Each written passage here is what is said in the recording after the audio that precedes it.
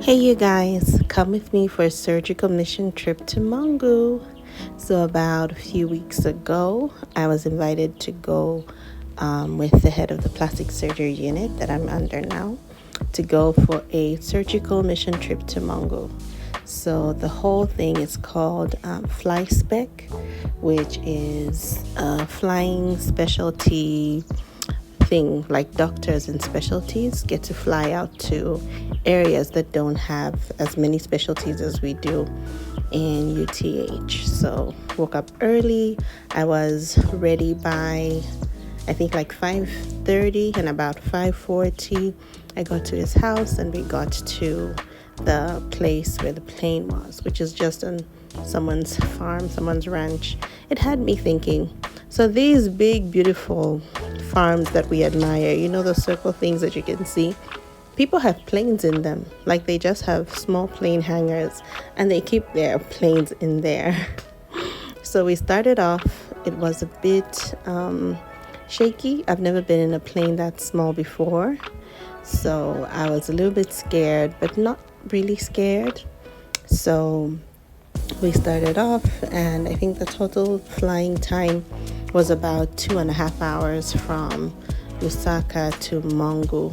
Of course, it's a small plane, so it didn't go very high up. And I think for that flight, according to the weather conditions, our ceiling was about 6,000 feet. So we were about that high up. It was a bit of a cloudy day. It was cloudy over Lusaka, but as we went ahead and approached Mongu, the clouds cleared out and we had a beautiful blue sunny sky. So I got to see the Kafue River and the Kafue Flats and the Kafue floodplains and all those spaces. The saddest thing to note was that in the spaces where the floodplains are, they were quite empty. So here it is, we got to Mongu and we touched down. The runway strip was much smaller than I expected. I'll see if I have an aerial picture. So we arrived, and that's Mongu Airport, was undergoing some renovations.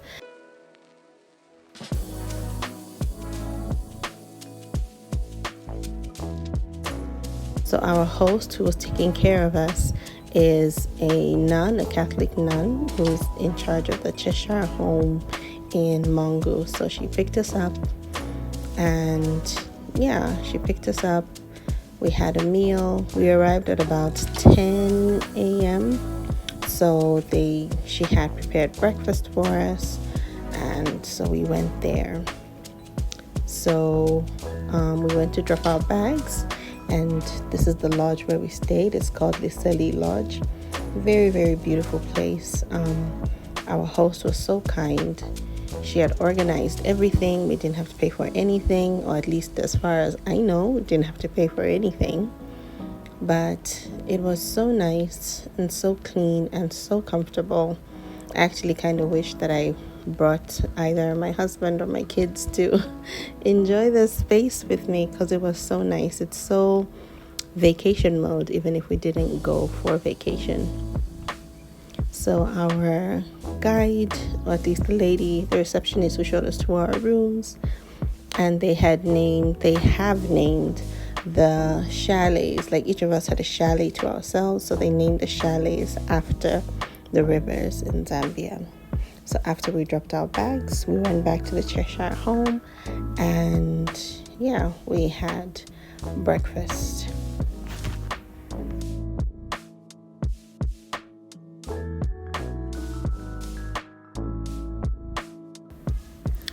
So breakfast was served. It was just, a nice basic breakfast. Took a picture, and I loved all these trinkets and magnets that she had on her fridge. So when we arrived, it was a Thursday. After we had breakfast, we immediately went into the first clinic of the day. So the doctor I went with is Dr. Goran. He's, practically a Zambian. He's been in Zambia for 30 years, the old white man. So we saw some of his patients that he sees to the Cheshire homes, and then we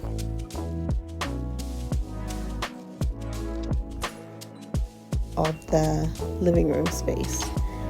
So after we saw the children at the Cheshire home, we went to the hospital, Lewanika General, for our second clinic of the day. It was such a bumpy ride, as you can see from all the shaking. Yeah, so we went to Lewanika General, and what he told me was that he comes to Lewanika, I think 3 times a year. So the last time he was in Lewanika was somewhere October of last year. So in October, he had seen some patients, done some procedures. So there were some patients coming in for review, while others were coming in for an appointment booked by the doctors from Lewanika because they know his schedule. So we went into the ward, and of course, you can film in a ward. But yeah, so the female and the male surgical wards, and we also had some from the medical wards, but basically they were all surgical patients. And I think the biggest thing that I liked to see is that the wards here are sponsored by NEMA. You know, everyone's always debating, where does our NEMA money go, blah blah blah blah blah. So there's proof that your NEMA money is actually working the way you expect it to work. So after we had done the clinic and seen some of the patients on the ward, we went to see the theater to see if we can squeeze in some space for Thursday, if we could do a few cases. So when they agreed, we said we'd come back at about 3 p.m. to do the surgical cases. We had 4, so we went back for lunch, and it was lunch, and we rested a bit. We got to take a shower and just freshen up a bit before we headed back to the hospital. We picked up our scrubs. So earlier when we had arrived, the room that I was supposed to stay in wasn't properly ready, so we just dumped our bags in one place, and then I showed to my room back when we came for lunch. So this was my room. My chalet is called Kafubu. It was so pretty, you guys. Like, honestly, for me, I didn't expect it. The stories that I've heard when people go on mission trips are that it's not comfortable, it's not pretty. You're going there to work, so don't expect your home comfort. But this was so nice. The bed was so comfortable. There was not even any mosquitoes and no bugs at all. It was raining, but it didn't rain while we were in Mongu. It was quite hot, and there was AC. As you can see, it's so comfortable. Like, I really wished I had carried any of my family members who would have benefited from this trip. They would have at least 2.5 days of rest and relaxation, because there was a pool there too. So everything you need in a room was there. I was very happy to see the ironing board and the iron, and I loved the double sinks, like a his and her sink, the toilet and the shower, and it was just nice, clean, and very comfortable. Like, for the stay that we were, it was very comfortable. So soon it was back to the hospital to do our 4 cases that we had managed to schedule, which were syndactyly, which is simply fingers that are stuck together, and we did some contracture release in burn patients.